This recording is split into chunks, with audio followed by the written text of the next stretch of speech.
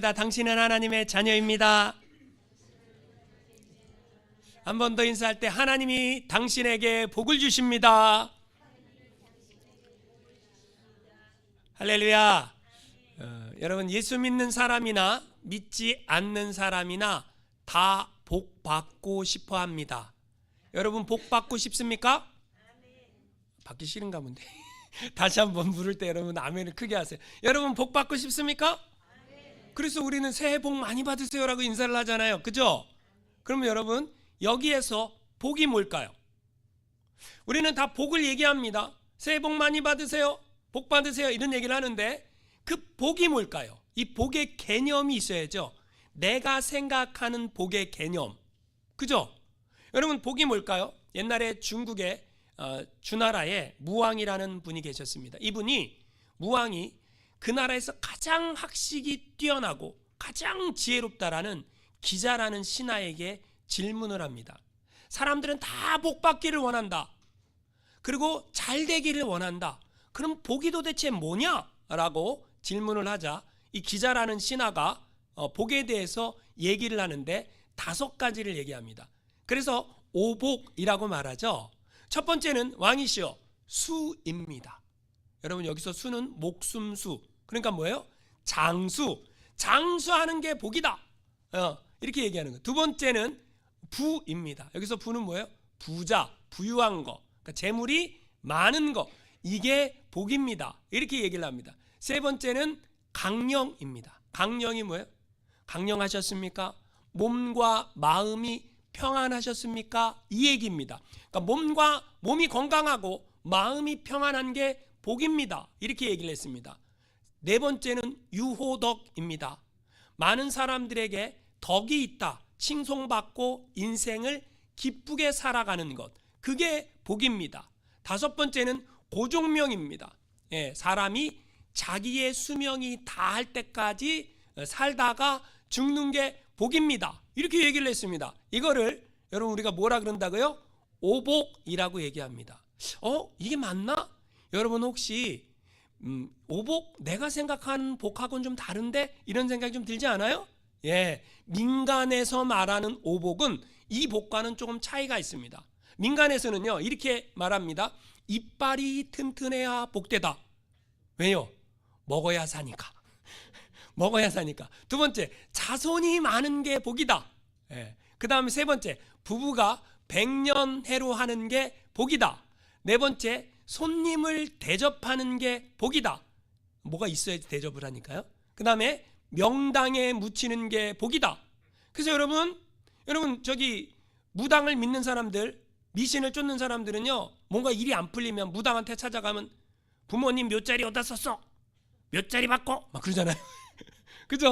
왜 그랬습니까? 명당에 묻혀야 자손이 잘 된다라고 하고 하는 그런 미신의 개념이 있으니까 이 세상에서, 민간에서 말하는 복이 이런 게 있다라는 거예요. 그럼 여러분은 무엇이 복이라고 생각하십니까? 우리는요, 복 그러면요, 좀 더운 것 같아요. 히터를 좀 꺼주세요. 우리는 복 그러면요, 무슨 생각이 들어요? 일단은 돈이 많아야 돼. 그죠? 그게 복이라고 생각해요. 그 다음에요, 건강. 여러분, 건강해야지 복이죠? 건강해야 돼, 이게 복이라고 생각을 합니다. 그리고 자식이 잘 돼야 돼. 자식이 잘 되는 게 복이야. 그 다음에 뭐 해야 돼요? 내가 명예로운 게 복이야. 그리고 내가 오래 사는 게 복이야. 여러분, 이렇게 생각하십니까? 이게 여러분이 생각하는 복의 개념인가요? 제가 잘 얘기했나요? 여러분도 이런 생각을 가지고 있나요? 근데 여러분, 그러면 성경은 무엇을 복이라고 말할까? 이게 중요한 거죠. 그러니까 목사의 설교는 항상 처음에 막 좋은 얘기하면 저기 또 뭐 숨겨져 있는 게 아니야, 이렇게 조금 의심해 볼 필요가 있어요. 그죠? 여러분, 조금 의심해야 돼요.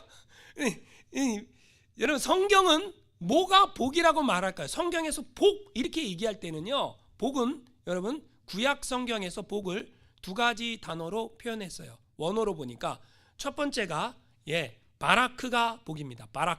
바라크라는 단어는 구약 성경에 415번 사용됐어요. 이 의미가 뭐냐? 복을 주다. 하나님이 우리에게 일방적으로 주시는 복. 하나님이 우리한테 뭐 한다고요? 일방적으로 주시는 복. 그래서 이 단어가 어디 쓰였냐? 창세기 1장 28절에 하나님이 그들에게 복을 주시며 그들에게 이르시되 생육하고 번성하여 땅에 충만하라, 땅을 정복하라. 이럴 때 하나님이 복을 주시며, 그냥 하나님이 일방적으로 인간에게 복을 주시는 거예요. 하나님이 여러분에게 복을 주시는 줄 믿으시기 바랍니다. 근데 하나님이 그냥 인간에게 일방적으로 주시는 이 복, 이게 뭐냐? 죄사함의 복이에요. 예수를 영접할 수 있는 은혜, 영생의 복이에요. 할렐루야. 이게 하나님이 우리에게 그냥 일방적으로 주시는 거예요. 근데 여러분, 구약 성경에 보니까 바라크의 복 말고 또 다른 복이 있는데 아샤르의 복이 있어요. 아샤르의 복. 이 구약 성경에 45번 사용됐어요. 근데 27번은 복이라는 단어로 쓰였고 18번은 기쁨이라는 단어로 쓰였어요. 근데 이 아샤르의 이게 언제 어떻게 표현됐냐면 시편 1편 1절에 복 있는 사람은 악인의 꾀를 따르지 아니하며 죄인의 길에 서지 아니하며 오만한 자의 자리에 앉지 아니하고 오직 여호와의 율법을 즐거워하여 그 율법을 주야로 묵상하는 자로다. 할렐루야. 여러분, 그때 쓰인 단어가 아샤르라는 단어예요. 근데 여러분, 이 바라크와 아샤르라는 단어가 조금 차이가 있습니다. 바라크는 하나님이 일방적으로 우리에게 그냥 주시는 복이에요.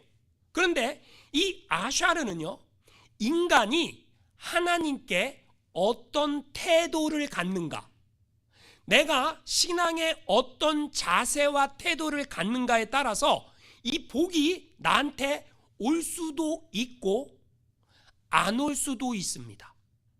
제가 지금 뭐라 그랬어요? 하나님의 복이 나한테 올 수도 있고 안 올 수도 있다라는 거예요. 자, 제가 지금 첫 번째는 뭐라 그랬어요? 바라크는 하나님이 일방적으로 주시는 복. 이 복이 제일 큰 복이야. 예수 믿는 복이니까. 근데 아샤르의 복은 하나님이 우리에게 줄 수도 있고 안 줄 수도 있다는 거예요. 그냥 시편 1편을 다시 얘기하면 복 있는 사람은 악인의 꾀를 따르지 아니하며 죄인의 길에 서지 아니하고 오만한 자의 자리에 앉지 아니하며 오직 여호와의 율법을 즐거워하여 그 율법을 주야 아침 저녁으로 묵상하는 자로다. 저는 시냇가에 심은 나무가 시절을 쫓아 열매를 맺으며 그 잎사귀가 마르지 아니함 같으니 그가 하는 모든 일이 다 형통하리로다. 자, 여러분 이걸 믿으세요? 자, 여기에서는 이 시절을 쫓아 열매를 맺으며 잎사귀가 마르지 아니함 같고 형통한 복을 누리려고 하면, 요 복을 누리려고 하면 뭘 해야 돼? 요걸 하지 않으면 이 복이 안 와. 그럼 뭘 해야 됩니까? 악인의 꾀를 쫓지 않고 죄인의 길에 서지 않고 오만한 자의 자리에 앉지 않고 여호와의 율법을 주야로 묵상하는 일을 하면, 그래서 그 말씀대로 살면, 그러면 이 복이 어떤 복이요? 시절을 쫓아 열매를 맺는 복, 잎사귀가 마르지 않는 복. 이 복이 내가 어떤 하나님께 어떤 태도를 갖는가, 어떤 자세를 갖는가, 이거에 따라 이 복이 올 수도 있고 안 올 수도 있다, 이 얘기예요.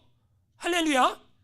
그럼 여러분, 자, 내가 신앙에 어떤 태도를 갖는가. 그러니까 여러분, 그러니까 아샤르의 복은 뭐라는 거야? 한마디로 말해서 조건적인 복이라는 거예요. 그러니까 하나님의 어떤 조건이 만족되지 않으면, 내 인간이 어떤 태도를 보이지 않으면 절대 이 복이 안 와요. 인간이 어떤 태도를 보여야 이 복이 오는 거예요. 그러니까 어떤 사람들은 이 신앙생활 하면서 좀, 죄송합니다, 얍삽하게 하려고 신앙생활 하려고 하는 사람들이 있죠. 내가 1년 바짝 하나님 앞에 헌신하고 충성하고 신앙인의 모습으로 살아갔고 이 시절을 쫓아 열매를 맺는 엄청난 복을 누리겠다라는 생각을 가지고 있으면, 그러면 그 마음에, 그 생각에 하나님이 복을 주실까요? 안 주실까요? 여러분, 하나님은요, 우리를 다 보고 계세요. 쭉 오랫동안 가야 그 복이 열매를 맺어요. 자식을요 1년 바짝 공부시켜갖고 애가 공부를 잘합니까? 아니죠. 자식 농사를 어떻게 해줘야 됩니까? 어렸을 때부터 말씀으로 잘 양육해서 부모가 삶의 본이 돼서 부모가 그런 신앙의 삶을 살아갔고 한 20년쯤 키워놔야, 그래야 얘를 세상 가운데 내놔도 걔가 하나님의 말씀대로 살고 세상 가운데 빛으로 살고 하나님의 자녀로 살고, 할렐루야. 근데 부모가 자식한테는 너 공부해라 뭐해라 시키긴 하면서 부모는 날마다 뭐예요? 못된 짓 하고 나쁜 짓 하고, 자식이 다 봐요 안 봐요? 안 본다고 생각하면 곤란합니다. 다 보고 있어요. 그래서 여러분, 어떤 목사님이 책을 썼는데 삶으로 가르치는 것만 남는다. 뭐라고요? 말로 가르치는 게 아니라 삶으로 가르치면 남는다.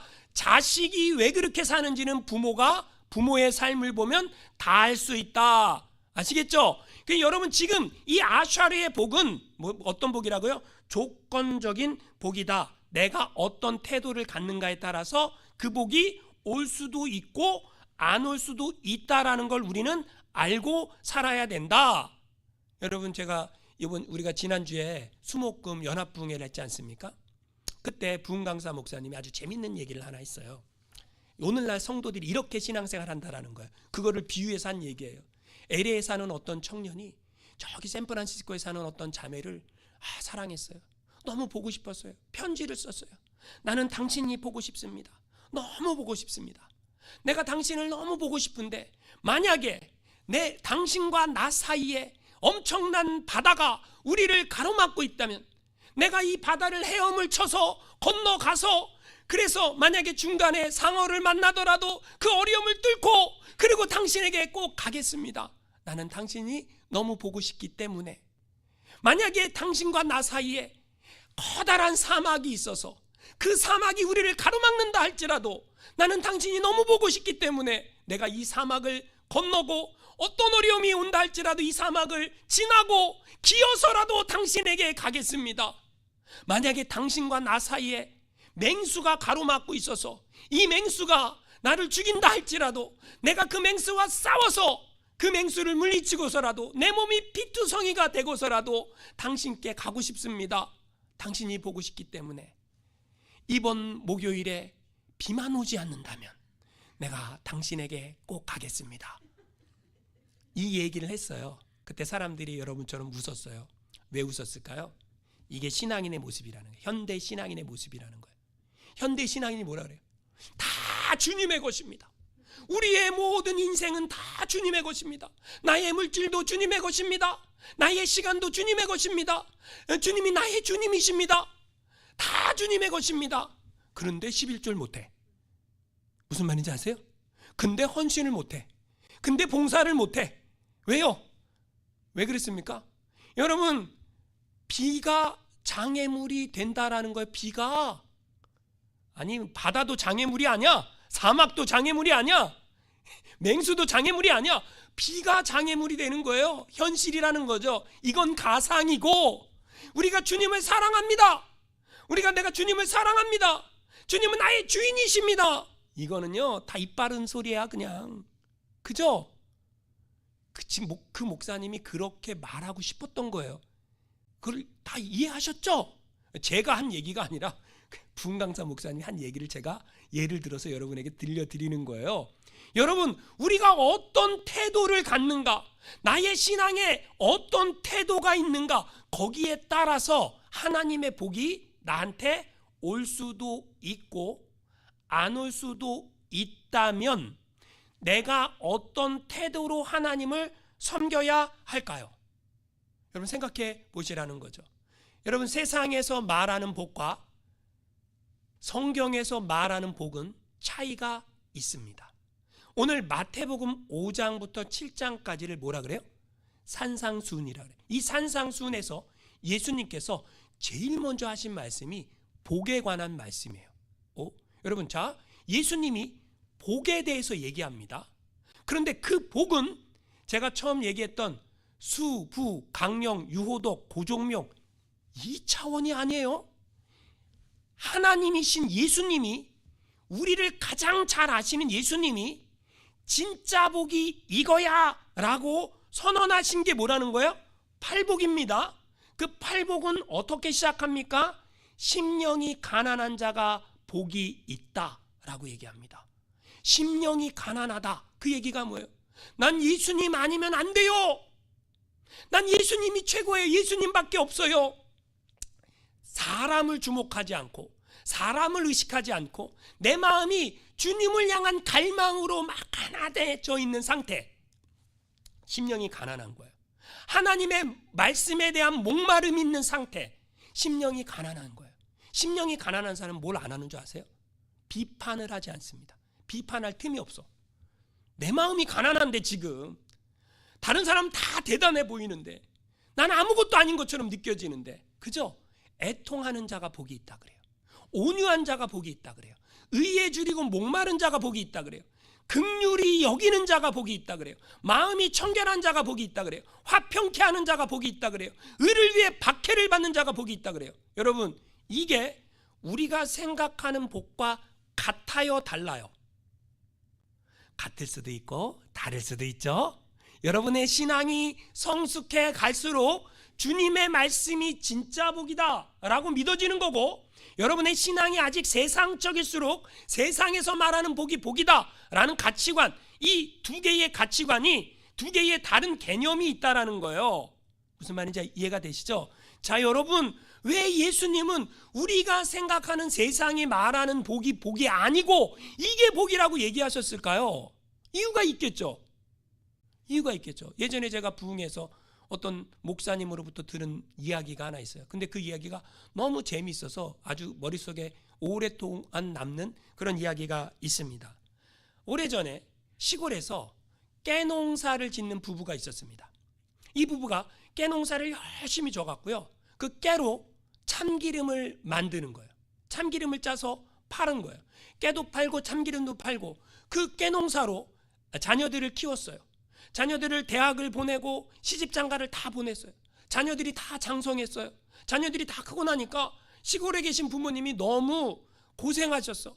우리 부모님 서울에서 편하게 모시자. 그래갖고 부모님을 서울에 있는 아파트 자기 집으로 모셨어요. 모셨는데 부모님이 가기 싫은데 자녀들이 오라 그래서 억지로 자녀들 집에 갔습니다. 근데 여러분, 목사는요 어디를 가든지요 교회만 보입니다.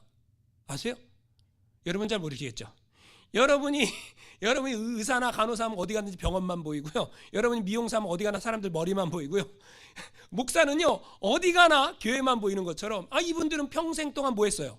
깨농사만 짓다 보니까, 기름을 팔다 보니까 이 기름집만 보이는 거예요. 그래서 야, 서울에는 어떤 기름 먹고 사는가 한번 방문해 보자. 그래서 기름집을 찾아다니는 거예요. 이 기름집에 가갖고 기름 한 병 사갖고 맛을 보니까 가짜네. 그래갖고 저 기름집 가갖고 또 맛을 보니까 가짜네. 여러 군데를 다 돌아다녔는데 서울에는 가짜 천진 거예요. 이분들이 생각이 나요. 평생 동안 이분들은 뭘 했어요? 깨농사를 져서 진짜 참기름을 만들었거든요. 야, 우리가 시골로 다시 내려가자. 이 참깨농사를 잘 져갖고 그걸로 진짜 참기름을 만들자. 그래갖고 진짜 참기름을 서울에서 팔면 대박 나겠다. 그래갖고 이분들이 시골에 내려갖고 농사를 져갖고요, 참기름을 진짜 참기름을 짜갖고요, 이 가게를 열었어요. 진짜 순참기름이라는 간판을 딱 걸고 가게를 딱 열어갖고 참기름을 팔기 시작했어요. 사람들이 와갖고 참기름을 사갑니다. 이 부분 생각했어요. 야, 이제 진짜 우리 집 소문 나갖고 대박 날 거야. 그랬는데요, 소문이 났어요. 뭐라고 났냐면 저 집 가짜 팔아 라고 소문이 났어요. 저 집 가짜 팔아 라고 소문이 났다고요. 왜요? 여태까지 가짜만 먹고 살아서 가짜가 진짜인 줄로 착각한 거예요. 여태까지 서울에 사는 사람들은 가짜만 먹고 살아갖고 가짜가 진짜라고 착각을 했다고요. 이해가 되세요? 여러분, 자, 예수님이 이게 진짜 복이야 라고 말씀을 하시는데, 우리가 가짜에 너무 물들어 있으면 진짜가 진짜로 안 느껴져요. 가짜가 진짜인 것 같아. 여러분은 가짜가 진짜라고 느끼고 신앙생활 하십니까? 아니면 진짜가 진짜라고 신앙생활하고 느끼십니까? 복이. 여러분, 이 유교에서 말하는 수, 부, 강령, 유호독, 고종명, 이게 복이라고 느끼세요? 아니면 예수님이 말씀하신 심령이 가난하고 애통하고 온유하고 의에 줄이고 목마르고 긍휼히 여기고 마음이 청결하고 화평케 하고 의를 위해 박해를 받는 것, 이게 복이라고 생각하세요? 여러분, 만약에 여러분이 이 세상에서의 삶이 전부야 라고 생각을 한다면 유교의 가르침이 진짜라고 생각할 거예요. 그런데 영원한 삶이 있어. 영원한 삶이 있어. 그것을 예수님이 우리에게 주셨어. 이걸 믿는다면 예수님의 가르침이 진짜라고 믿어질 거예요. 할렐루야. 여러분, 예수님의 가르침이 진짜예요. 우리는 가짜에 속고 살고 있어요. 그러니까 우리는 가짜에 속으면 안 돼요. 내 것이 내 것이 아니에요. 다 주님의 것이에요. 믿습니까? 그런데 그게 그렇게 고백되기가 쉽지 않다라는 거죠. 오늘 예수님께서는요, 팔복 가운데 무슨 복에 대해서 얘기한 거예요? 다시 한번 말씀을 읽어보세요. 5장 6절.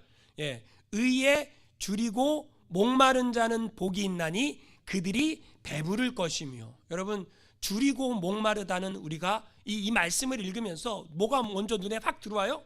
줄이고 목마르다가 확 들어와요. 성경에서 목마르다라는 표현이 가장 잘 표현된 것이 시편 42편 1절이에요. 목마른 사슴이 시냇물을 찾기에 갈급함 같이. 여러분, 왜 사슴이 시냇물을 찾습니까? 이 사슴은 피가 뜨겁대요. 갈증을 못 견뎌야 한대요. 그래서 막 물냄새를 찾아서 막 다닌다라는 거. 갈증이 나면 그것처럼 목말라 한다, 그 얘기 아니겠어요? 여러분, 목마르다는 표현을 잘 이해하려고 하면 옛날에 한국의 엄마들, 옛날에는 농사를 짓고 살았지 않습니까?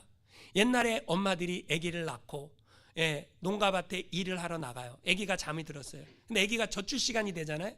그 엄마가 농사일을 잠깐 내려놓고 아기한테 갑니다. 아기한테 가면요, 조금 늦으면요, 아기가 깨 있는 거야. 깬 아기가 배고프니까 어떻게 하고 있어요? 자지러지게 울고 있죠. 그때 엄마가 얼른 아기에게 젖을 물립니다. 그때 아기가 엄마 젖을 빨아먹는데 어떻게 먹어요? 꿀떡꿀떡 삼키죠. 그러면서 그냥 숨도 안 쉬고 먹어. 저는 아이를 키우면서 이 젖병을 물려주잖아요. 애가 배고플 때 젖병을 물려주면 어떻게 해요? 진짜 숨도 안 쉬고 먹어요. 그게 목마름이에요.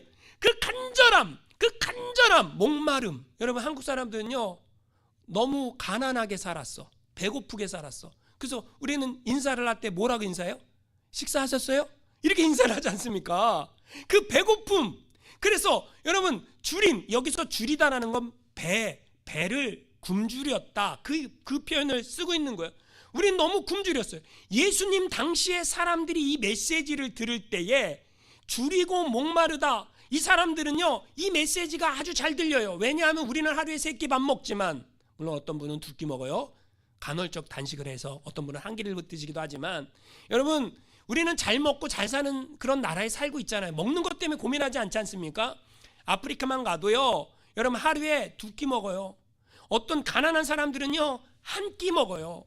학교에서 급식 나눠주는 1끼가 전부인 사람들도 있어요. 그런 사람들이 많이 있습니다. 예수님 당시에도 예수님이 따라다니는 그 사람들 너무 불쌍해서 오병이어의 기적을 일으켜서 그 사람들을 먹여주시지 않습니까? 근데 예수님이 말씀하고 싶은 게 있어요. 그 줄이고 목마름이 뭐에 대한 목마름인가? 뭐에 대한 줄임인가? 뭐를 나는 간절히 갈급하게 찾고 있는가? 의라는 거예요. 의에 줄이고 목마른 게 복이 있다라는 거예요. 그러면 나는 의에 줄이고 목말라 하는가? 여러분, 의가 뭡니까? 옳은 거죠. 의롭다, 정의롭다, 그렇죠? 공의롭다. 의라는 말은 옳다라는 뜻 아닙니까? 그럼 여러분, 뭐가 옳은 겁니까? 우리는요, 그러면요, 다 내 생각이 기준입니다. 아시죠? 여러분, 공산주의가 말하는 의가 있어요. 자유주의가 말하는 의가 있어요. 지금 한국은요, 2조각 났어요. 2조각, 딱 2조각 났어요. 제 개인적인 마음은 얼른 대통령이 사표를 내고 얼른 야당 대표가 사표를 내야 이게 안정이 될 것 같은데, 둘 다 욕심이 가득 차갖고 그냥 둘 다 안 내려놓으니까 그냥 나눴어. 정치인들이 나눴어요. 교회에서 정치 얘기하지 마세요. 싸움밖에 안 납니다. 왜 그래요? 왜 정치 얘기하면 싸움밖에 안 납니까? 내 생각이 옳다라는 게 사람들의 생각이에요. 내 주장이 옳다라는 게. 어떤 사람은 좌고 어떤 사람은 우야.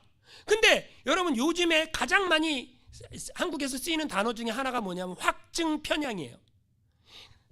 진영 논리. 내 진영이 아니면 상대는 틀린 거야. 내 생각에 동의하지 않으면 넌 틀린 거야. 이게 확증 편향이에요. 아니에요. 틀린 게 아니라 다를 뿐이죠. 내 생각과 저 사람이 다르다고 저 사람이 틀렸다라고 말하는 거는 내가 심판자가 되는 거예요. 여러분 좌가 맞을 수도 있고요, 우가 맞을 수도 있어요. 근데 여러분 내 생각이 정의다라고 생각하는 그 순간에 우리는 하나님의 자리에 앉게 되는 거예요. 무슨 말인지 아세요? 여러분 그래서 그러면 안 된다라는 거죠. 사도 바울이요, 빌립보서 3장 7절 8절에 이렇게 말합니다. 우리 같이 한번 읽어보겠습니다. 시작. 그러나 무엇이든지 내게 유익하던 것을 내가 그리스도를 위하여 다 해로 여길 뿐더러 또한 모든 것을 해로 여김은 내 주 그리스도 예수를 아는 지식이 가장 고상하기 때문이라. 내가 그를 위하여 모든 것을 잃어버리고 배설물로 여김은 그리스도를 얻고. 여러분 여기에서 바울은 지금까지 내가 알았던 것, 내가 배웠던 지식, 내가 알았던 경험, 내가 가졌던 생각, 이거 다 배설물. 좋게 표현했어. 성경이요, 좋게 표현했어요. 배설물이라고. 배설물이 뭐죠? 똥. 난 똥이 너무 귀해. 이런 분 혹시 계십니까? 난 내 똥 못 버려. 이런 분 계십니까? 아, 목사님의 더럽게 그런 얘기를 하세요? 이런 생각이 들죠? 여러분 나는 큰 일을 보고 물 내리는 게 너무 아까워. 그러면서 물을 못 내리는 분 계십니까? 없죠. 그럼 미친 거죠. 바울이 내가 가진 지식이 똥이다, 내가 가진 경험이 똥이다, 내가 생각하고 있는 옳음이 똥이다, 이렇게 표현한 거예요. 왜 그랬을까요? 바울이 원래는 내가 가지고 있는 의로움이 있었어요. 예수 믿는 사람을 잡아오는 게 의롭다라고 생각한 거예요. 근데 예수님 만나고 나니까 내 생각이 뭐예요? 내가 예수 믿는 사람을 잡으러 가는 내 생각이 뭐 한 거예요? 틀렸죠. 이걸 경험했잖아요. 그러니까 내가 예수를 만나고 나니까, 예수님을 경험하고 나니까 내가 가진 지식, 내 지혜, 내 경험, 내 방법 다 뭐라는 거예요? 쓸데없다. 왜냐? 가장 귀한 걸 만났기 때문에, 가장 귀한 걸 내가 보았기 때문에. 내 주 예수 그리스도를 아는 지식이 가장 고상하다.